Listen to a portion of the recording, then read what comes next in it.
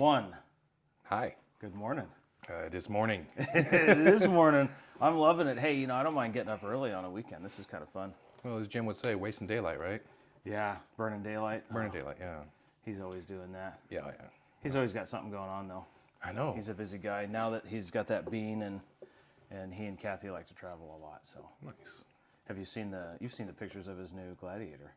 I have not. Ooh, he bought a blue Gladiator. Huh. And it's already lifted, and it's on 37s already. Go figure.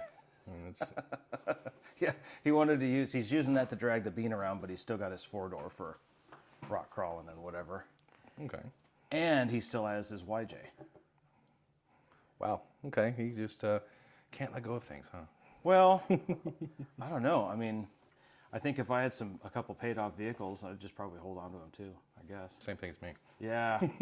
Oh, So. that's so funny. Well, thanks for the coffee. Absolutely. I love, I was telling you earlier, I love to go to Black Rock and I love to order this because, especially when my wife is along and I tell them that I'd like a hot caramel blondie, all she does is roll her eyes and kind of give me a lot of grief.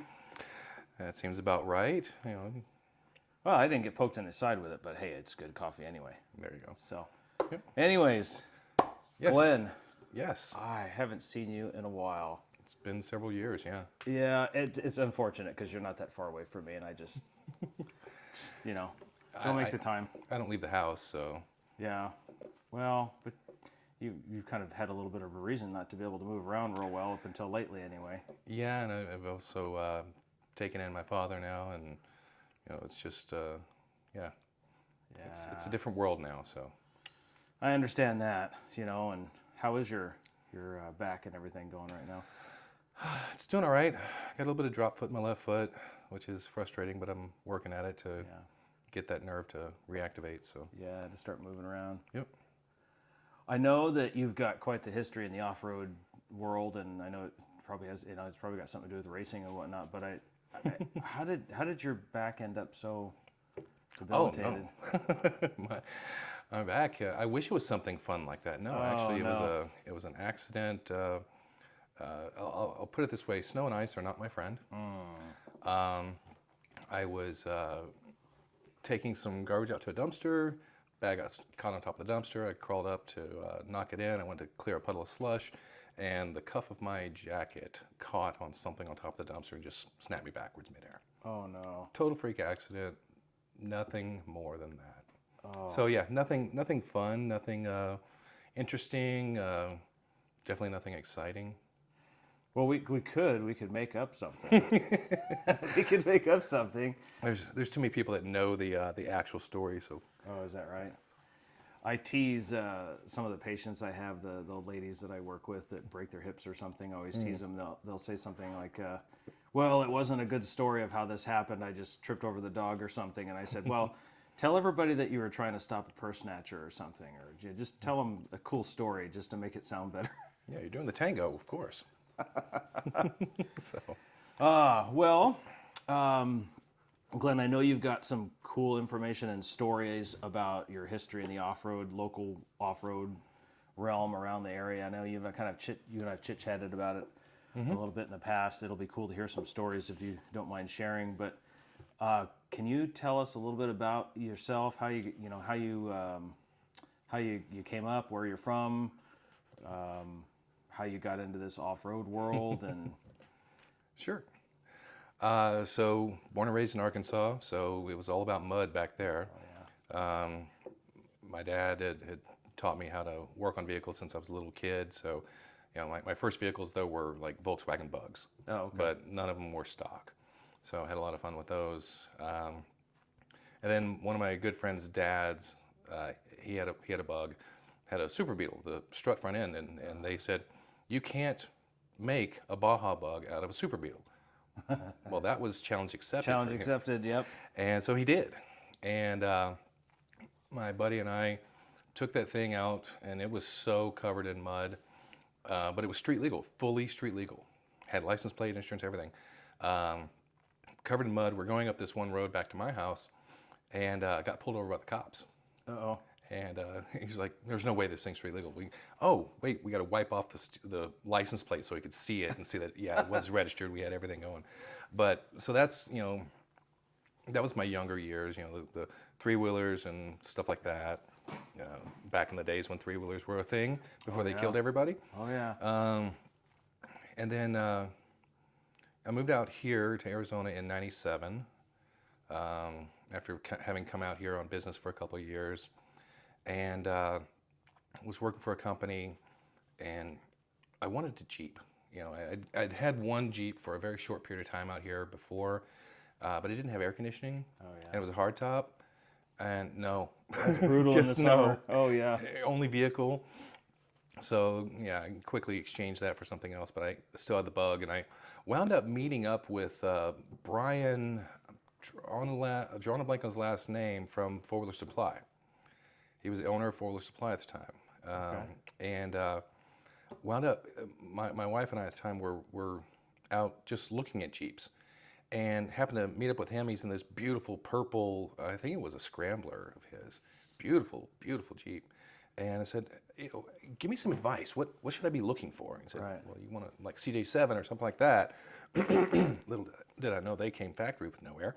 Oh, yeah. But it just gave me some pointers and such, and I wound up getting one. It was an '84 CJ7, and so I was hanging around Four Wheeler Supply as much as I could. They're downtown. Well, used to be downtown. Rest in peace, Four Wheelers. Yeah, off Washington. Yep. And I'm out here, but at the time I was at 14th Street in Thomas, so it wasn't so bad. Right. But yeah, so I had that CJ7 for quite a while. I think that's what you first met me in, was that red CJ7. I think so. And then I had a problem. It's kind of funny. I went to Jamboree, I want to say it was '99, I think, Jamboree, and I met Sandy McConnell there. Oh yeah. I met her by all the wrong ways, kind of thing. I was immediately on her bad side, but that's just how it is. Everybody is at some point, or was at some point. Rest in peace. But I just got to know her, and I volunteered to help out at Jamboree there. I showed up and volunteered to help. And the next thing I know, I had a problem with my Jeep. I broke a screw off, one of the bolts off in the valve cover, and she sent me over to her son's place, Todd. Sent me over there, and he extracted it and whatnot for free. And I kind of just never left Desert Fab after that. Yeah, Desert Fab. I've heard that name in a while. Yeah, it's I think they're still around-ish, but Todd sold out years ago, and yeah, it's no longer what it was. I mean, that's just how it is. Things change. But what happened after that is I started getting calls from Sandy constantly. Hey, we're doing this. Hey, we're doing that. Hey, we're doing that. All right, let's go. Yeah. And so the next thing I know, I'm sitting at I want to say it was Knob Claw, some restaurant in the crab restaurant or whatever it is. Yep. I was there, and there's I want to say it was Ranch Pratt and Rich Klein and Sandy and some others, and they're talking about this rock crawling thing. I'd been out crawling on trails and stuff. I'm like, God, this can be. How are they going to do this, right? And turned out it was at Lower Woodpecker and Middle Woodpecker as well, but Lower and Middle, which many folks don't even know there was a Middle Woodpecker. Right.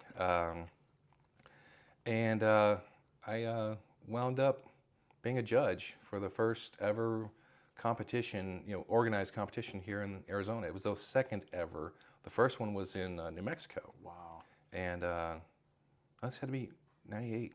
It had to have been 98 then, because Las Cruces, I want to say it was Las Cruces, was 98, and then Florence Junction was 98 or early 99. I remember it was cold, thankfully. I can remember hearing stories from some of our older Copper State members about some of these jamborees and events that used to go on. Oh, yeah. Way, way, way back when, and now you hardly see any of that kind of stuff. I mean, Tucson Rough Riders still puts on their event down there. Yep. There's still Spook Rally. Spook Rally. Phoenix Four Wheelers Ranch is kind of no more, but Yeah. they've got some land now again. Or I think ASA now has land down south of Florence. Yeah, that was when I was still part of ASA. They had just bought that property, and they were trying to renovate it into sort of an event staging area. They were going to have camp spots and that kind of stuff. And the cool part about it was it wasn't that far away from some of those local trails down there. So I think they were hoping to use it for, event. Oh, ABC, the Bronco Club. Oh, that's right. They still have their Oh gosh, the Bronco Stampede. Stampede, yeah. Yeah, I don't see much in the way of events anymore. I mean, that's kind of. I think it's just because it's so much harder to do it. Yeah, I mean it's very difficult to get permitting and insurance and all the other stuff. Having been really close with Rich and those folks for years, just understanding, kind of seeing what happens on the back end of things. Oh yeah. It's a real pain in the butt. Coming from planning the Four Peaks cleanup for so many years, was it 14 years? I think we did the cleanup. Yeah, that sounds about right. But I mean, there's a lot of stuff that you're right. You don't see in the background of where this is coming from and who's bringing the water and who can we talk about providing lunch this year and that kind of stuff. But it's a lot of work. But if you're just participating in something, it's an event that's like, hey, cool! I can't believe there's an event coming up. I want to go. Right. And I think also, though, one of the things that kind of declined the local events is just the space to have them and the transition to speed. A lot of those old crawlers, man, they really got the bug for speed and went that route. When XRRA came out and they were racing side by side and doing the little short court stuff and stuff like that. When that stuff started taking off, folks, they just, that adrenaline was back for them. I just saw a post from Jesse Haynes. I want to say it was in the last day or two, talking about he's no longer has the passion, but he's still going to be involved in promotion and in Jesse Haynes Fab, but he is just that passion is gone for now. Yeah. So, why do you think that is? Why? I mean, I've talked to a few people about this, right? I mean, when I first started into Jeeping, I was all about rock crawling. Mm-hmm. Where's the coolest trail? I want to go try it. At that time, I had just gotten out of my YJ and into my Rubicon LJ, and it was, where's the cool trail? I want to go crawl. I want to go crawl it. I want to go crawl it. And that's what we did. We would just go rock crawling all the time. And now, these days, I still love to do that. But now I almost just want to have just the peace and quiet of hooking up the trailer and just go as far back as I can get away from everybody else. oh yeah. And then just overland it. Yeah, I also kind of fell out of that. It breaking stuff started to suck. It sure does. It started to get expensive, and I'm like, no, I'm kind of good now. And plus, I've always really liked the scenic component of things. Yeah. And the way I describe it to people now is I want to get out beyond cell signal, which is harder and harder to do anymore. But yeah, you're right.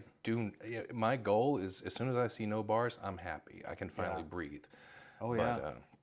But yeah, it's folks just mindsets change. I mean, we're getting older. I mean, the younger crowd they're being more influenced by the fast racing and such. Mm-hmm. There's still plenty of folks getting out to the trails and such. It's just they're a lot more quiet about it. Yeah.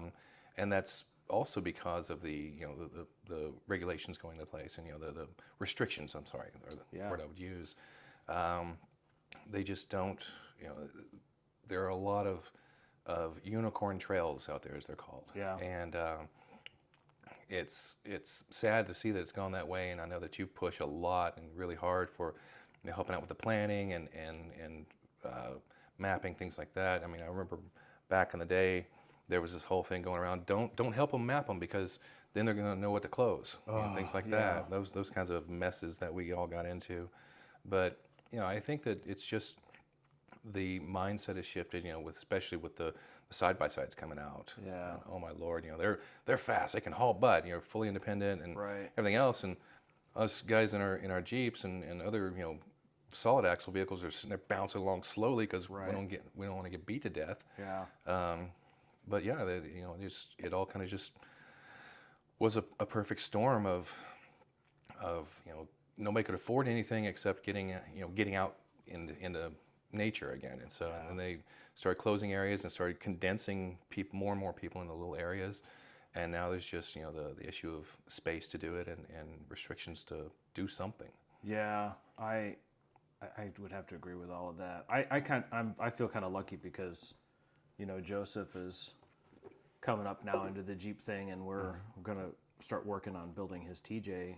Nice. But him being young and having a desire for this kind of stuff is nice because it kind of keeps me, up on things, right? I mean, Yeah.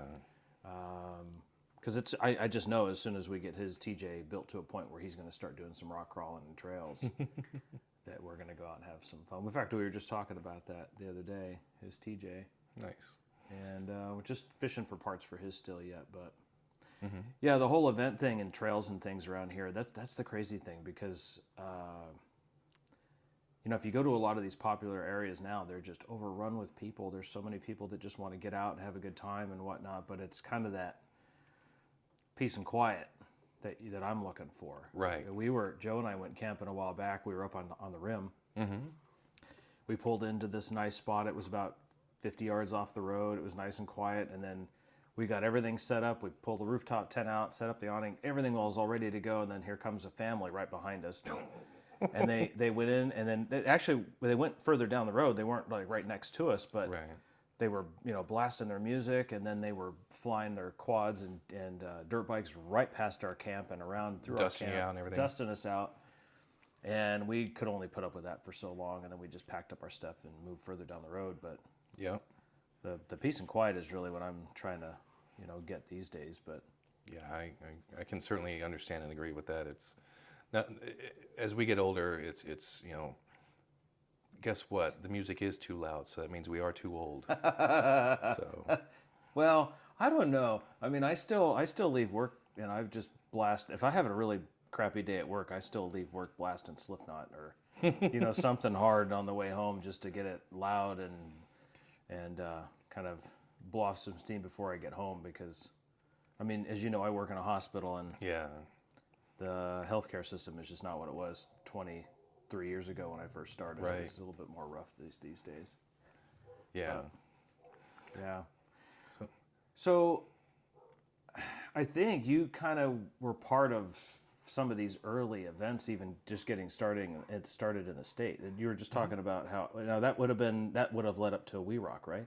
That's correct. Yeah, because at first it was ARCA, which then I believe they got basically a cease and desist from NASCAR ARCA. So they had RCAA, I believe it was, and they pronounced it ARCA, and then ARCA, Road Course Association, whatever it is, said no, we can't use that. The whole trademark thing. Right, too close. Oh, goodness. So then, it wasn't We Rock at that point. It was, Ranch and Rich split. Ranch had, I can't remember what the name of it was, but it's the one that like Lance Clifford and all those others really got into. And then there was this one association that Rich was doing when it, kind of in the background, a small little regional NorCal stuff, NorCal Rock Racing, I think is what it was actually. Him and this other gentleman, I'm just drawing a blank on his name. I've got his face in my mind, really great guy. And then Rich wanted to go national, and that's when he came out with World Extreme Rock Crawling, which is We Rock. Yeah, We Rock.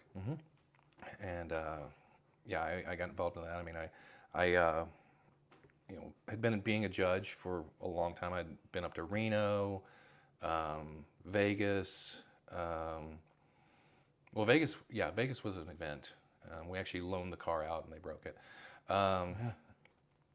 Been Southern California. I remember some interesting rides down to like Boulevard, California. The Boulevard Brawl was an interesting time. There was only one hotel nearby, and all the staff had it. Yeah. The closest thing was the Acorn Casino. They're off I-8.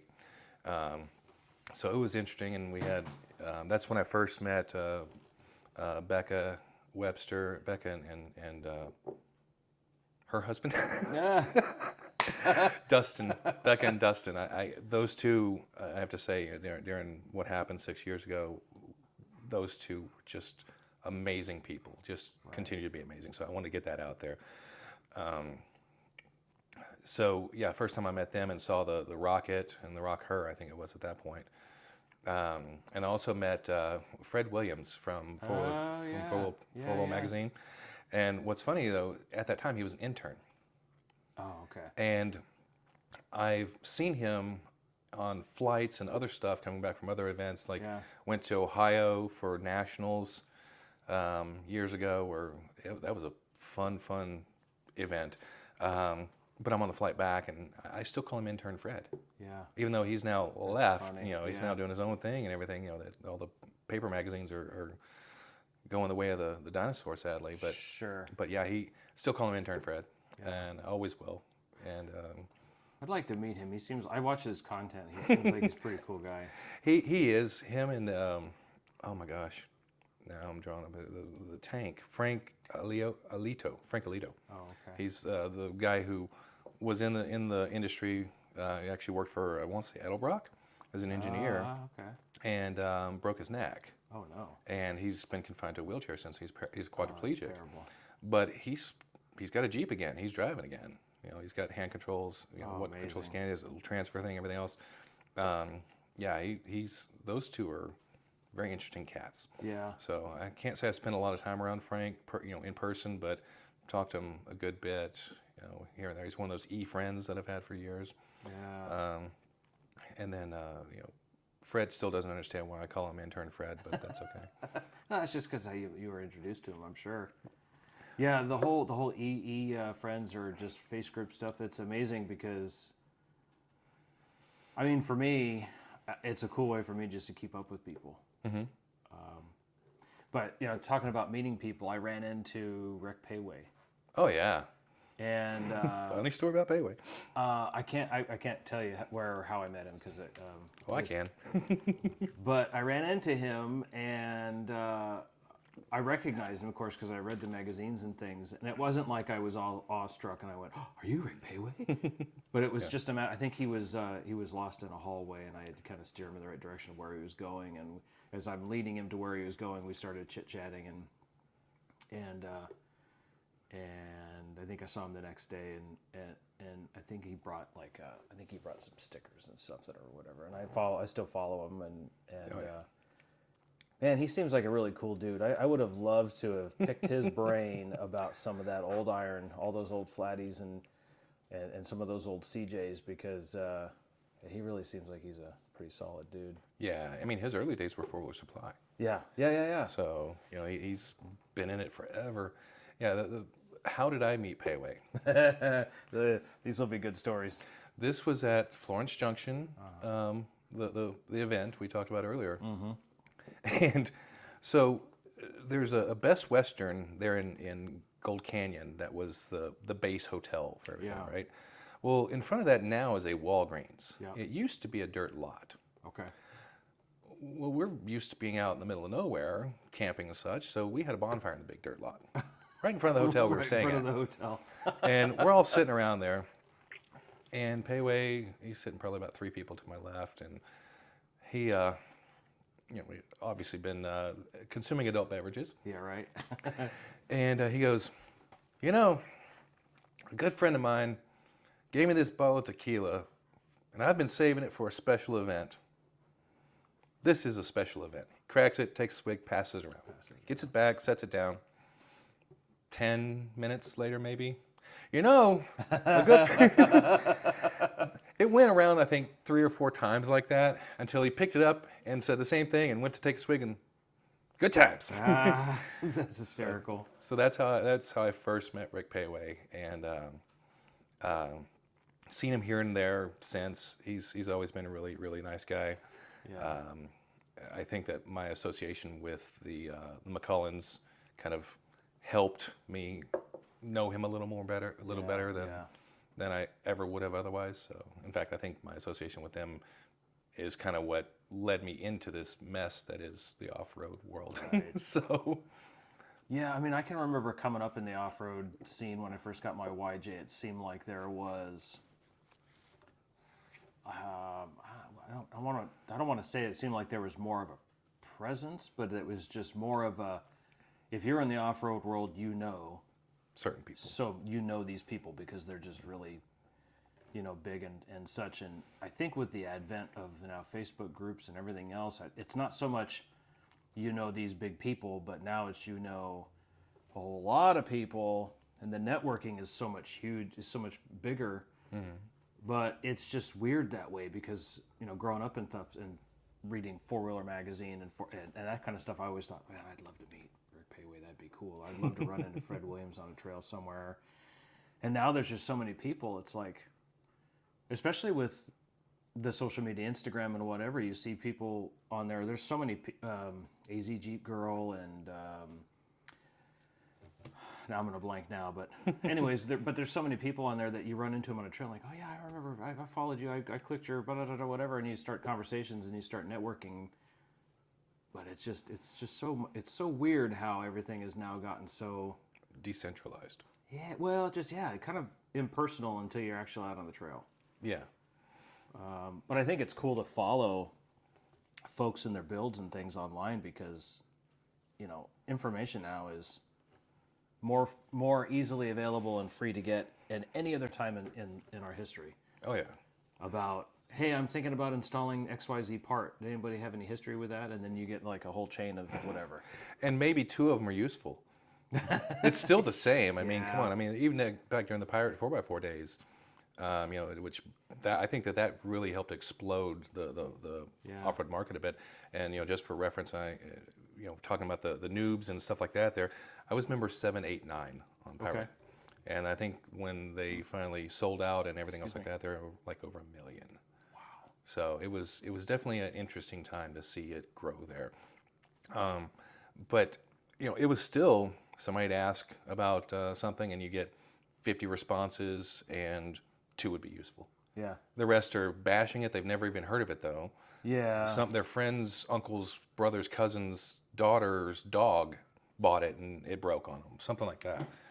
It still happens sadly, but there's a lot more information on YouTube coming up with videos, things like that. That was I think that was another game changer for the industry. Is folks are now able to, some of those early adopters got in there and were showing how to install this, why we do this, and this and another.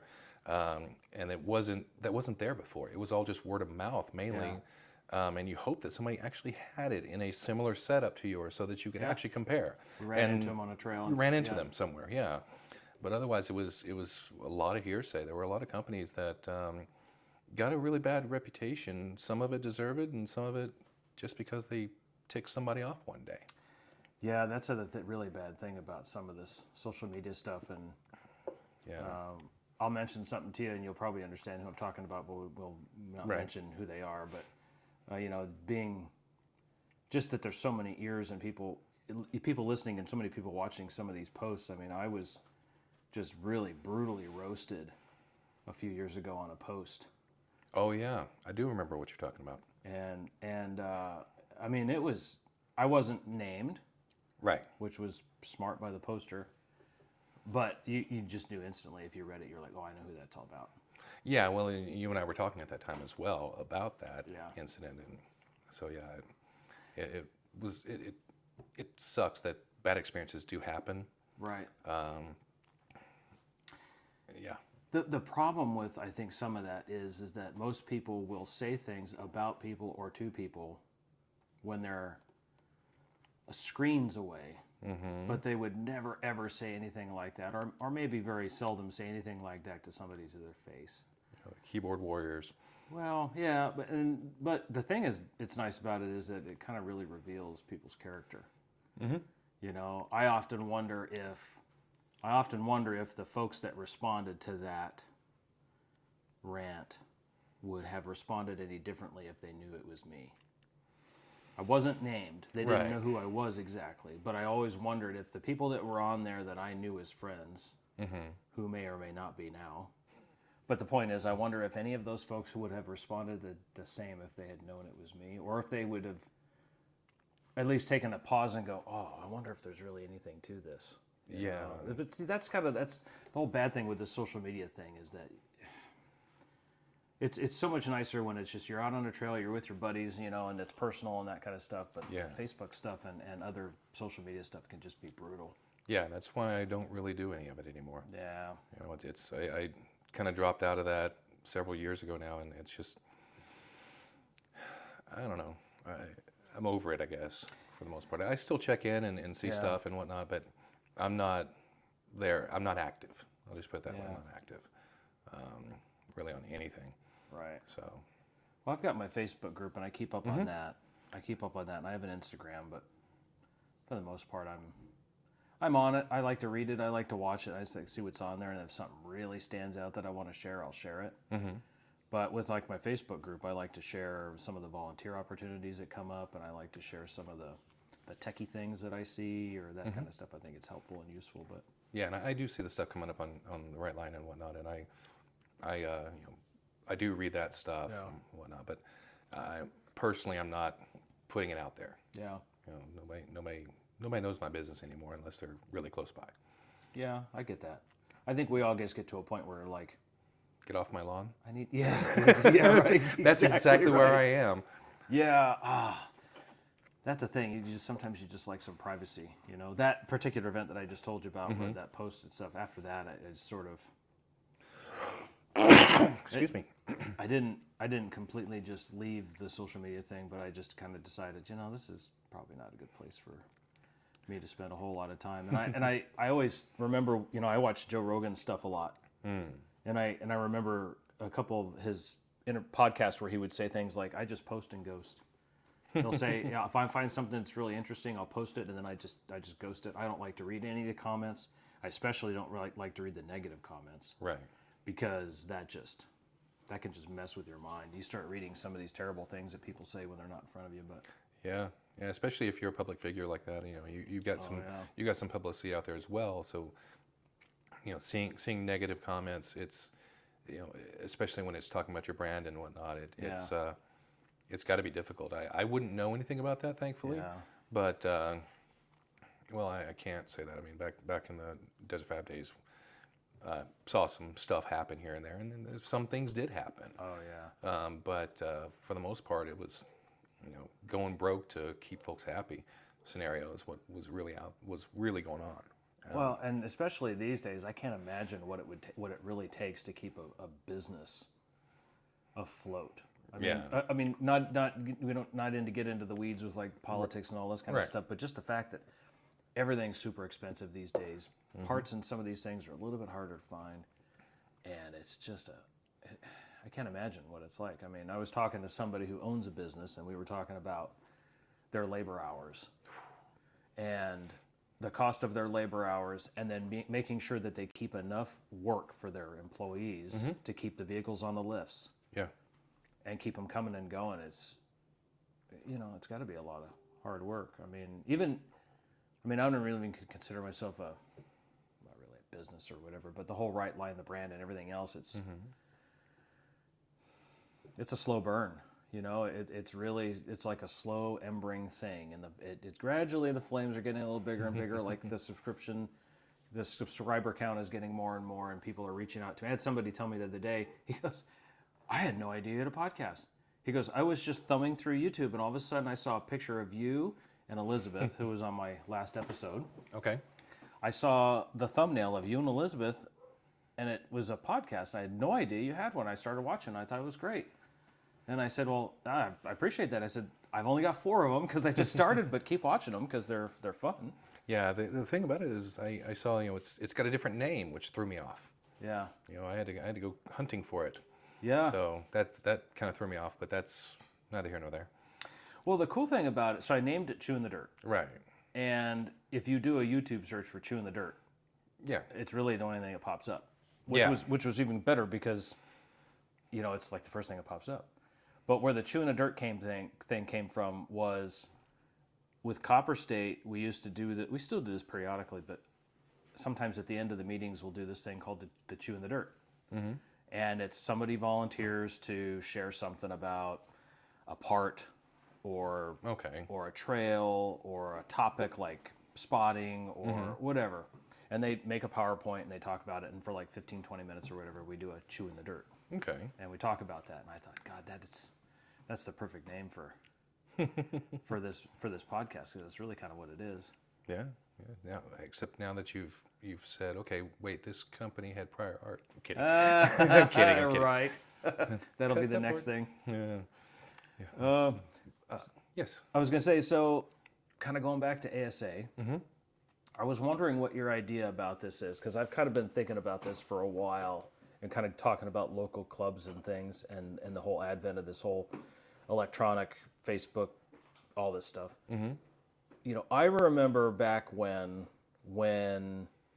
I didn't really know a whole lot about ASA or the Arizona State Association of Four-Wheel Drive Clubs. Right. And I remember that they were kind of a big entity. You know, they had, I think at one point they had like 13 member clubs, or a number. They had a really large number. Yeah. And then when I was higher, but yeah. What's that? I thought it was higher, but yeah. It could very well have been. I don't know. I mean, I was only really with ASA for just a couple of years. Oh, okay. But at that point, the membership count was down low, and I always wondered. I wonder if. Well, you would probably know a little bit better, because I know you probably know some of these clubs more than I do. But you know, some of the local clubs that we used to have, like Copper State's still around, Mesa Four Wheelers, Tucson Rough Riders, and all that kind of stuff. Yeah. But I always wondered if one of the reasons why the member count with the association, for example, is dwindling is because of this electronic Facebook, Instagram, Meetup, all this kind of stuff, and if it's really changed what we think about as regard to a club. Because True. And I can think of, I'm sorry, go ahead. Well, I was just going to say, because like with clubs, for example, I think of a club as, you know, you have a group of people, they have a charter or some kind of mission statement or some kind of ideal or what have you, and there's officers and dues and all that kind of stuff, and it's something people are proud of. Where they still have maybe monthly in-person meetings and such, but nowadays I don't know if that's really still a thing. Yep, and I can think of one specific club here in Arizona that kind of was an impetus for that, and I won't say the name, but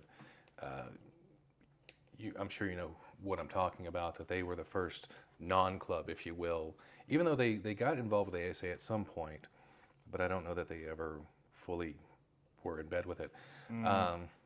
I do agree that the folks on the online groups and things of that nature, everybody was setting up their own website with their own message board and everything else like that. Right. Before the Facebooks and everything, MySpace even was out. Oh yeah. So it definitely impacted things. Additionally, folks started to get frustrated. They had the why should I have to pay for something that I can go do for free? Yeah.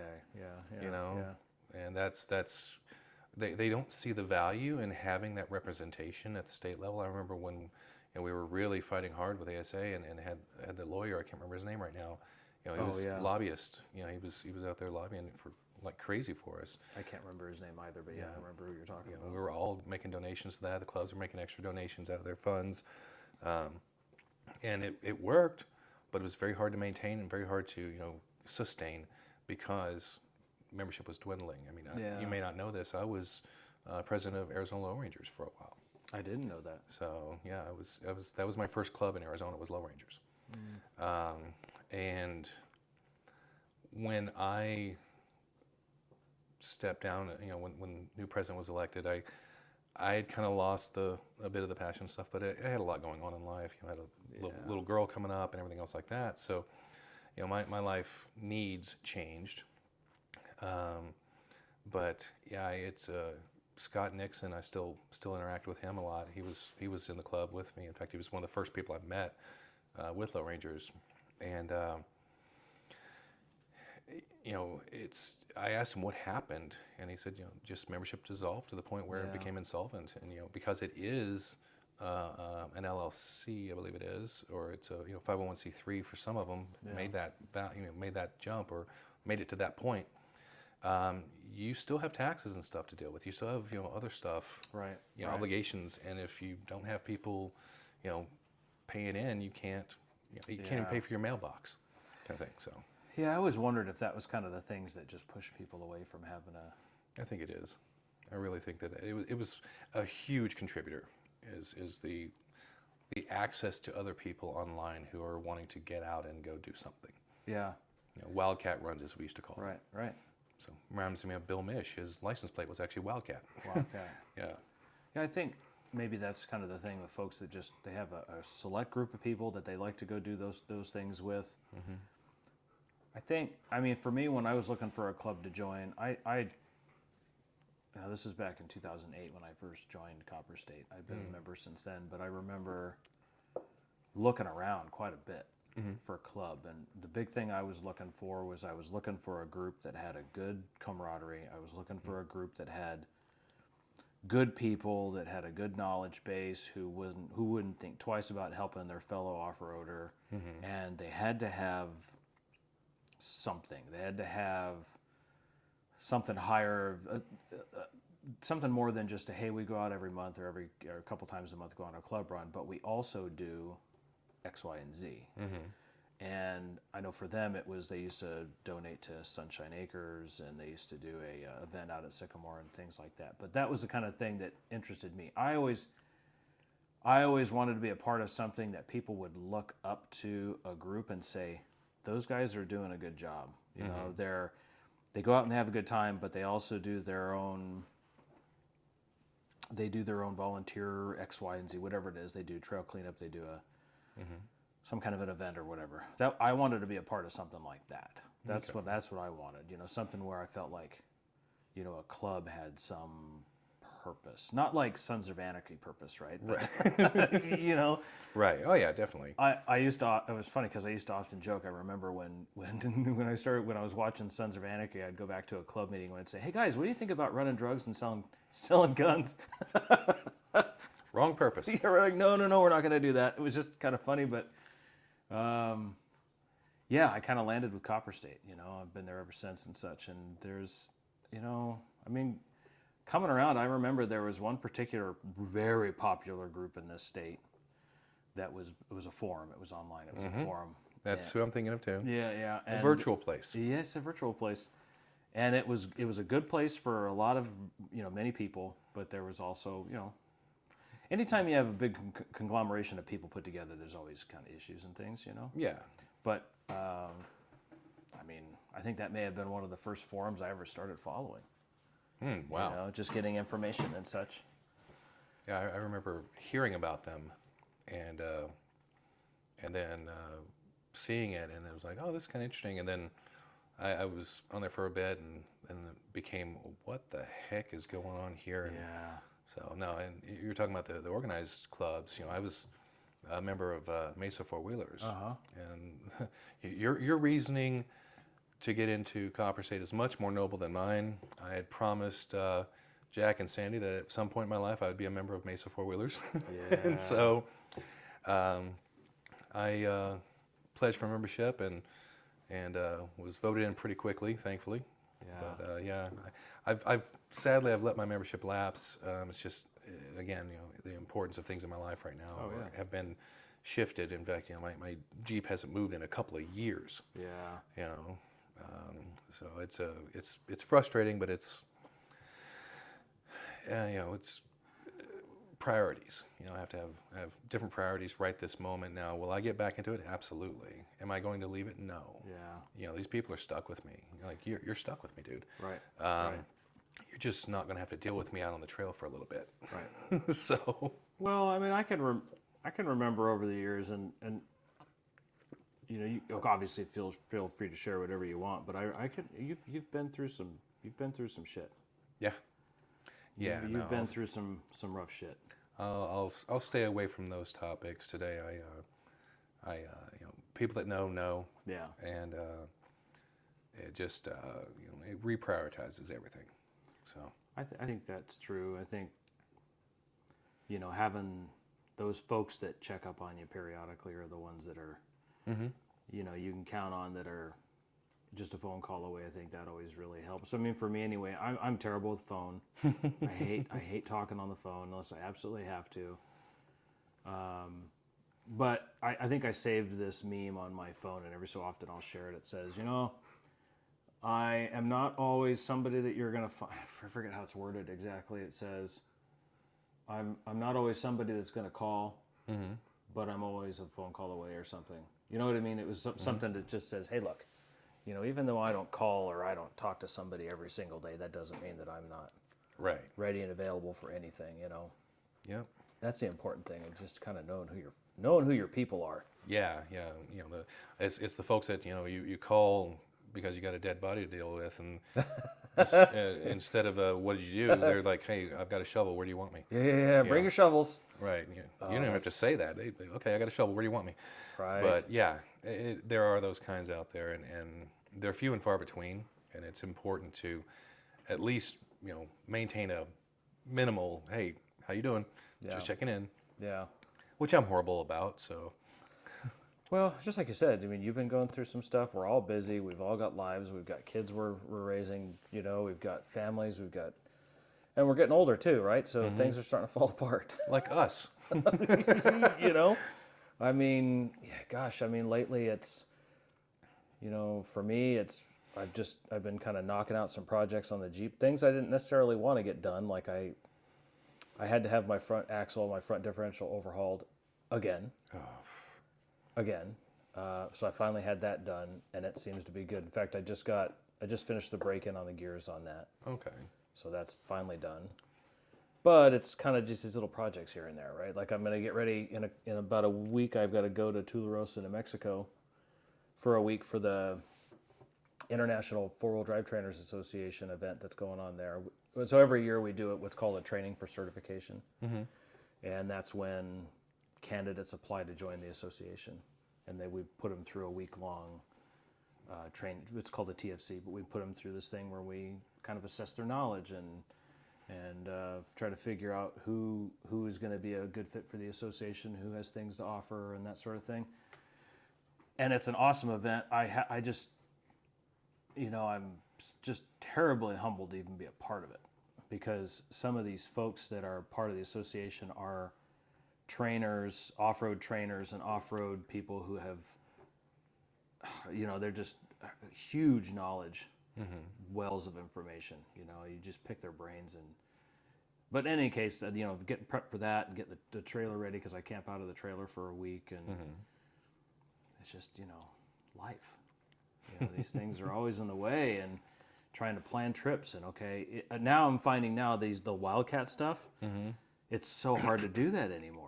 If it's not on the calendar, it probably isn't going to happen. Making time for stuff that's you got to do that now these days, at least. Yeah, I definitely have to, and it gets harder and harder, as life goes on, especially as our careers advance and everything else like that. Things just tend to take more time. Yeah, change. Yeah, so it's a different world, Absolutely. So what's going on with your Jeep? Because I remember you made a post and it said something like, I need somebody's help with some electronics or some scanning or programming or whatever, and I didn't quite understand what it was, but... Okay. So when I bought the Jeep, it had a Trail Dash 2 in it. Okay. And then, I had that air conditioning issue happen. My air conditioner stopped working. It really wasn't my air conditioner necessarily. It was my radiator fan. Now, on the 2012s and later, it has a pulse width modulation or PWM signal for the fan. So you have 12 volts direct to the battery to the fan at all times. You have this little blue wire that is the PWM signal. Well, I had a friend of mine come over with his like big time scanner. He could see everything. The fan is getting there's no signal going out to the fan. Okay. I'm thinking, did I screw something up messing with the TD2? I don't know. Maybe I did. Maybe I didn't. Yeah, probably. So but then my screen stopped responding on it. So I sent Trail Dash, Super Chips, took it back, redid everything, put the new screen on and everything else, and sent it back to me with the newest software on it. And I still had issues. I still couldn't get stuff to work. So I said, well, forget it. I'm just going to send it back to factory. and I did. Okay. And now, TPMS is going off. It has bead locks. It does not have Right. tire pressure sensors. With 538s in it and 37s on that little 3.6, it's a pig. Yeah. And just everything, ABS light, everything's going off on it. Oh boy. So at issue, though, is that new software with TD2. I'm sure it has something to do with EPA junk. It doesn't have access to some of the parameters that it used to. Interesting. So it's like, okay, well, now I can't do anything. with it, really. So I'm just like, at this point, I'm going to have to just take it to somewhere and have them, put it on dyno and reprogram it if I can, or I'm just going to sell it. I don't know. I have a guy that I used on my Grand Cherokee Okay. and on my first Rubicon who, what the heck, I can't remember his name. I have his Well, card that does at me no home. good. Well, I have his card at home. What I'm going to do is I'll screenshot the card and I'll send it to you. This Okay. guy, he has a business out of his shop, and he was portable to come fix my Grand Cherokee, but he was able to reprogram a PCM for me, everything back to factory. Right. In the Grand Cherokee, I was having an issue with the voltage regulator inside the PCM. It wasn't allowing the alternator to charge, and unfortunately, you can't just replace a voltage regulator. No. So I had to buy a PCM. I bought one from Napa, but when they come Blank. They're blank. There's no flash on them at all, so you have to have somebody redo it. So I called him. He was fortunate enough to be able to come to me, and he was able to reprogram it, put the new PCM back to factory, plugged it in, everything was working great. Nice. Very nice. And that might be helpful. Yeah, my biggest fear is that the yours was a 98, I think it was, 97, 98 Grand Cherokee? 2001. Was it an 01? Yeah. Okay. But even still, with the new CAN bus systems, it's a different ball game than the OBD2 and such like that. And hopefully somebody can do something. If not, I'm just like, I don't know what to do. I'll send you that guy's card. Okay. I got it at home. It's on my desk. I'll screenshot it and I'll send you a copy of it. And if nothing else, maybe he can offer some information. But if it's just a matter of, even if you got to buy a new PCM and just have him flash it, at least you know you're starting from a good baseline. Yeah, I just don't know where to start from. I don't know if the TD2 can do anything. I may have to buy another program or take it somewhere with a dyno. That's just kind of where I am right now, and it's the fun of having a Jeep. Just empty every pocket. Excuse me. I think I made the mistake of doing my license plate on there as empty pockets. Somebody told foreshadowing there. Somebody told me, "Hey, don't do that," and well, I did, and look where I am now. Yeah. But I kind of, one thing I tried hard not to mess with was really anything PCM electrical programming related. I kind of learned the hard way with my LJ. I didn't really break anything, but my LJ, let's face it, that 4-liter is it's a great engine, but it's just gutless, especially when you're turning 35s or bigger. And I wanted to buy a programmer for that Jeep. And the LJ I had was a 2006. And the weirdest thing about it is that PCM would learn around your programming. yeah, So it had that adaptive component to it. Yep. So I programmed it, and eventually the program was just Nope, forget it. flew away, and it would learn to program around it. And I think it was a Super Chips programmer that I ended up with. Anyway, so I was trying to upload one of its programs, and it just pinged like crazy. It was so. It felt like it had more power, which was kind of the whole purpose, but it would just knock and ping, and it was a mess. So I had to revert it back to factory, and I called them and I said, "Look, this is what's going on," and it was a big mess, and I ended up sending it back, and I thought, no, I'm done with programmers. I'm not going to mess with programmers. I think the only thing that I would be interested with a programmer these days would be being able to adjust the fan. That's what I tried to do, and my fan stopped working. Okay, maybe I don't want to do that. Yeah, because the JK, excuse me, the fan, it's a multi-speed or whatever, and it would come on low at like 210. Yeah. And here in Arizona, that was too hot for my mind. Yep. That's just too hot. Yep. And so I tried to have it come on a little earlier. And it just stopped coming on at all. And I tried to get back into that spot to reprogram that, and that's when my screen stopped responding. Yeah. So I couldn't get back into it. Then when I got the new screen, that access does not exist. Yeah, that's kind of what I've noticed with the JKs too is that, I mean, mine has always run hot. It's always run hot, and Seemingly hot, but it's not actually hot for the JK. Well, I mean, the hottest my Jeep's ever gotten was 242 degrees. I've seen that. And that was, crawling or driving up to pace and dragging the trailer at like 35 miles an hour. Yeah. Just to slow down, not to burn anything up. That's exactly what I was doing too. And it was, I'm kicking on the heat during the middle of summer just to pull extra heat off the engine and everything else. Yeah, I screwed myself up. That's just all there is to it. Well, I don't know, but maybe this guy can help you out with that PCM if maybe, fingers crossed. Or maybe somebody watching this. Yeah. If you have any ideas for Glenn, put them down in the comments, and then I'll just share them with him. Right. So, yeah, it's been a frustrating journey. It's been a couple of years that I've been fighting this issue. Yeah. And then I really blew it up last year by sending it back, and now I'm just tired of it sitting there. Yeah. But, so you had said, you wanted some interesting stories, things like that. Yeah.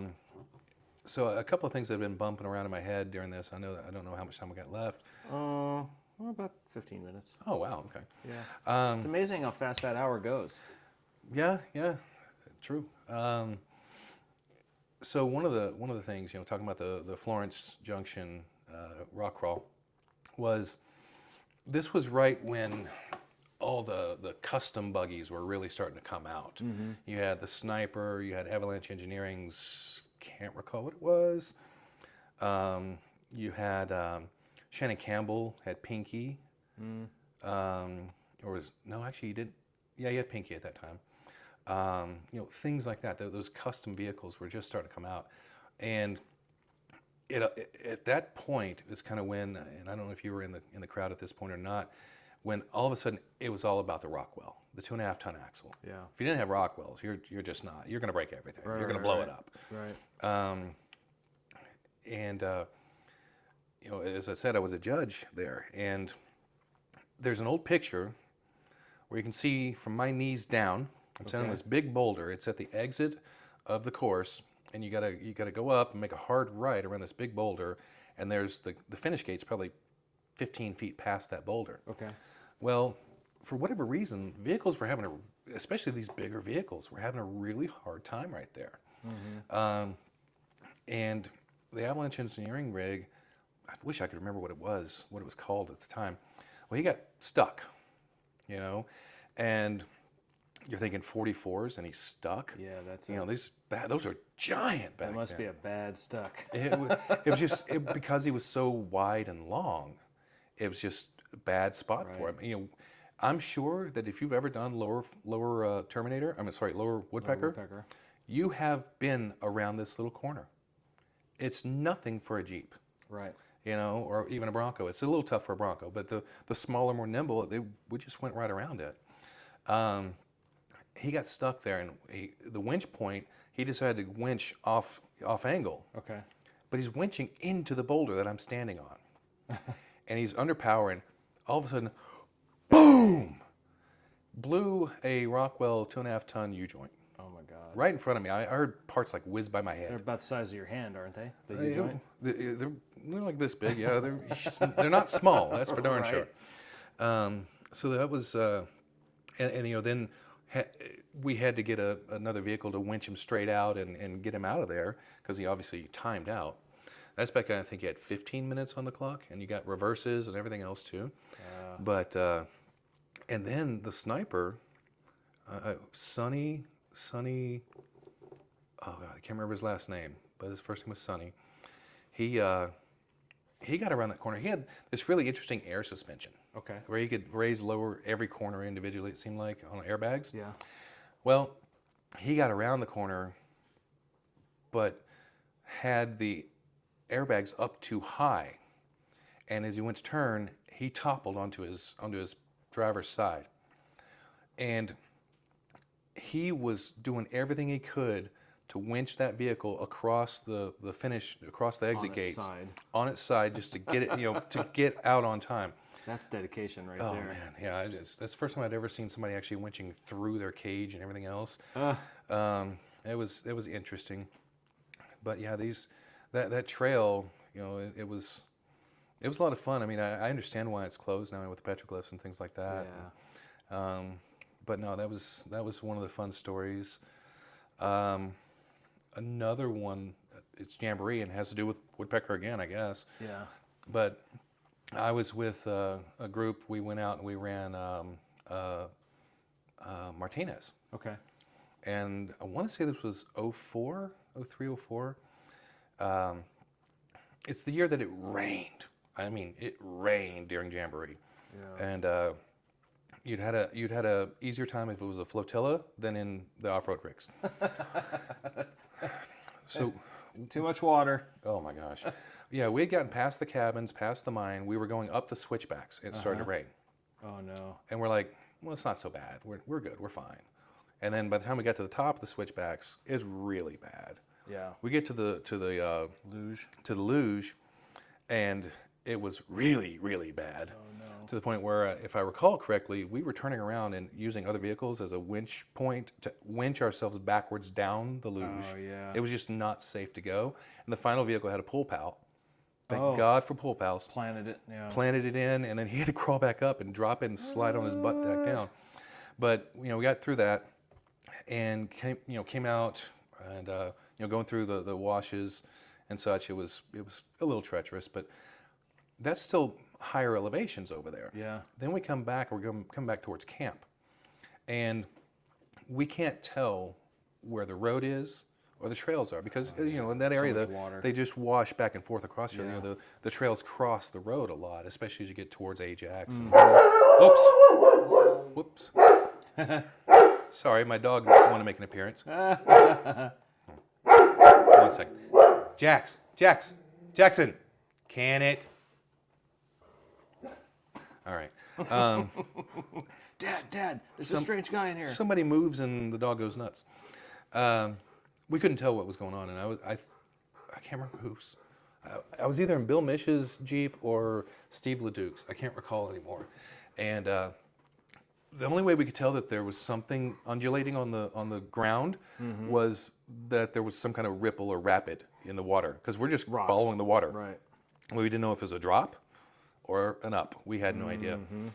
And so we were just trundling along, coming back down that trail. And I mean, that was just that was a fun time. But then we get down, got to Middle Woodpecker. Yeah.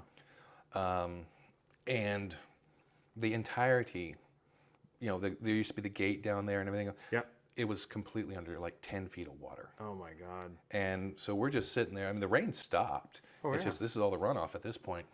And the rain has stopped. And we're just sitting there waiting on it. It's, about 2-3 hours later, we're finally able to get across and get back to camp. And got into camp. It's a complete muddy mess. I was tent camping. And No, it didn't float away. no, I anchored it down. I spiked it down and stuff, but it was just so bad. I was like, I'm done. I just pulled my tent, barely even put it in the back of the Jeep. I came home. Yeah. It was just too much at that time. Yeah. So. But those kind of make the best stories. Oh yeah, it was fun until it wasn't. So. Yeah, I can remember this is way back when, before they closed Lower Woodpecker. I mean, now it's like you said, you can't go through there because of the petroglyphs. But Yeah, they even rerouted the whole road. they did, and I can remember driving through. I think I hit that trail once, way back when, and it was with my first Rubicon. And I remember this is an awesome trail where you could just follow the wash right all the way up into now what is considered Woodpecker. And I took my YJ through the Martinez area through there, and when did we go back to Martinez? It was a few months ago, wasn't it? It was at the beginning of the year. We went back through there, and it's hardly recognizable as a real off-road trail anymore. Well, it's been closed for so long. Oh so. yeah. I mean, we've walked in there, and now you hike all the way back as far as you want. But I was looking at obstacles going, I remember crawling over that. I remember going around that. And it was such a, I think that may have been, at that time, that was probably the hardest trail I had taken my YJ on. Mm-hmm. Yeah, I went through it on my CJ a couple of times, so I know what you mean. It was definitely an interesting time for those that are, still street legal. Yeah. Still driving daily kind of thing. Yeah. But it was a lot of fun though.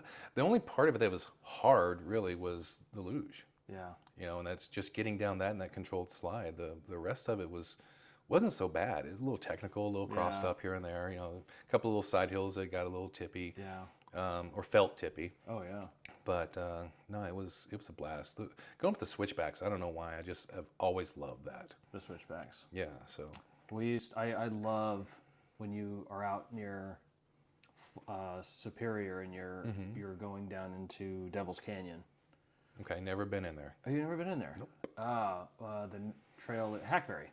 Okay. And there's a series, depending on which way you go into the area, there's a series of switchbacks. Mm-hmm. And they're really tight switchbacks all the way to the bottom. And the first time I ever drove back there was with a friend of mine who happened to be my climbing partner and his wife at the time. Mm-hmm. And we were by ourselves. Oops.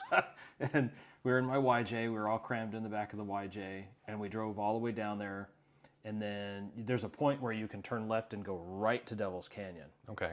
And once you're in Devil's Canyon, there's all kinds of rock climbing routes in there. Okay. And we drove down there. And I can remember going down these switchbacks, and my buddy's wife says, "Are we going to be able to get back up these switchbacks?" I don't know. I said, "I don't know. We're just going to go rock climbing first, and then we'll figure it out on the way out." There you go. But, oh, God, it was so much fun. I mean, there's so many cool stories. I mean, this area is just loaded full of trails, and every single one of them's got a cool trail. Yeah, a cool story. Never been back there. Yeah, I don't know why. It's only It's a 30 good minutes one. from my house. It's a good one. I haven't been back there in a while, but it's pretty fun. Yeah, see, I was a Arizona site steward for a area out just on this side of Superior. Oh, okay. There was an old, some old homestead areas, and there's some old rock houses and such like that out there that very few people actually know exist. Yeah, thankfully, that's kinda nice. The concrete pads everybody knows; they're right off the road. Yeah. But there's an old native dwelling back in there that's basically it's kind of like a cave. I kept finding an altar inside this little cavelet, I'll call it, where I had to keep blowing out the candle. It was just I was required to, but I didn't do anything other than that. Just didn't want the fire there. Yeah. So yeah, it was. I've been all over. Been in that area back in there, and then obviously back to the McConnell Cemetery. Oh, yeah. And I've actually been back to the Silver King mine. I know the owners of that. Oh, yeah. Which it's closed off, locked off, and everything Just else. east of Mammoth, right? Is that the one you're talking about? Silver King, Silver Queen. Oh, no, I'm Silver thinking King. of copper. Oh, yeah, I'm thinking of a different one. Yeah. No, this is out in Superior. Yeah, okay. North of Superior. Okay. Yeah, north. It's back there a ways, but it's interesting. It's full of water. Yeah. Is the problem? There's still a lot of silver ore there and everything else like that. It's just all full of water. underwater. Yeah. There's another old cemetery back there that very few folks know about. So yeah, that's been a fun one. But talking about exploring, another funny story. One of the first times I ever took CJ out with Tanya, with my late wife, we're out tooling around, and we had no idea where we were. I found a dirt road and turned off. I don't even remember where it was. But tooling around and come across some cows and other stuff and all this.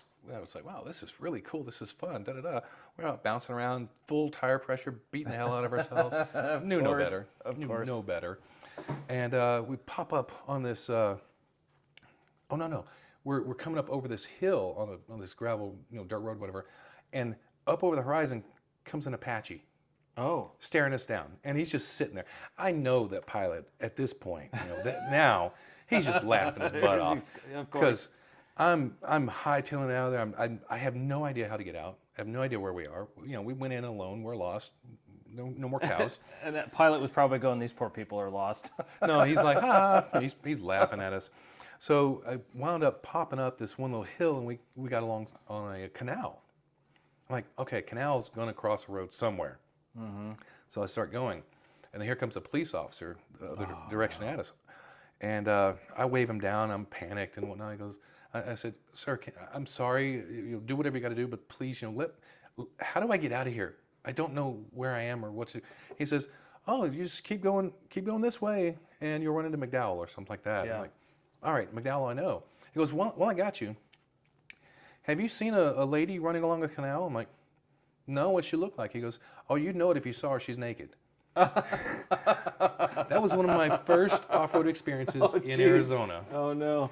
Was not running into the naked lady That's funny. and the Apache scaring the living daylights out of me, because it was up near the Boeing facility. So I remember when they used to run the Apaches down Usury through Usury Pass. Mm-hmm.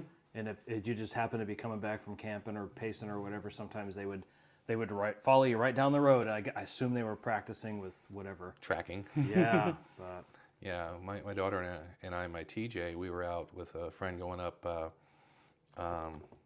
Four Peaks, and we're just tooling around out there and coming through this little valley, and here comes an Apache, and and then my daughter's like waving, he does this little winglet wave and to stuff. let you know he sees you. Yeah. So, I mean, I've got a picture. They're probably 30 feet off of our roof on the Jeep. That crazy. So I mean, we had the rotor wash and everything blowing us, and he was they were really cool about it. Yeah. So, That's all. It was really cool seeing that kind of stuff. I think we were rock climbing in Devil's Canyon, and there were a bunch of F-16s that just flew down the canyon, and they were below us. I mean, they were right below us, and we were looking over the top of them as they flew by. you're seeing their canopies. Yeah. Oh yeah. Oh boy. They were rolled to one side, and Oh wow. that was fun. Nice. Well, this hour goes by so fast. I mean, we're already through the hour. Oh wow. It's a load of fun. I'm having a blast with these episodes and just sitting down and chit chatting with people. But Yeah. I think if we have the opportunity, we'll have to do this again, because I'm sure you got a lot more stories to share. We didn't even scratch the surface of the stories. Yeah, I'm sure. Well, I appreciate your wanting to come on, and thanks for inviting me in your home. This has been a lot of fun, and we'll have to do it again. Yeah, I appreciate you inviting me to be on, and it's been a blast, and hope that it's I'm just the part of the ground floor for you. Well, the way I'm looking at it now is I'm just digging the sitting down with people and then just chit chatting. One, because it kind of gives me an opportunity to catch up with people that I maybe haven't seen or talked to in a while. Case in point. It's just I'm looking at it different ways of just now. It's an easy way of making time to catch up with people. Yeah. That's one thing I'm always really terrible with, but It's also getting those stories out there. yeah, There's a lot of stuff floating around in people's brains too. Yeah. That it's not getting out there. I mean, we didn't even talk about Hickman's yeah. backyard. Oh yeah. So. Well, we'll have to do this again. I would like to, if at some point we can, we may meet again and do this again. It'd be a really good time. Sounds like a plan. Awesome. Awesome. Well, hey, if you liked what you saw, please consider a like, comment, or a share. Leave a comment down below if you remember any of his stories or if you have one to share.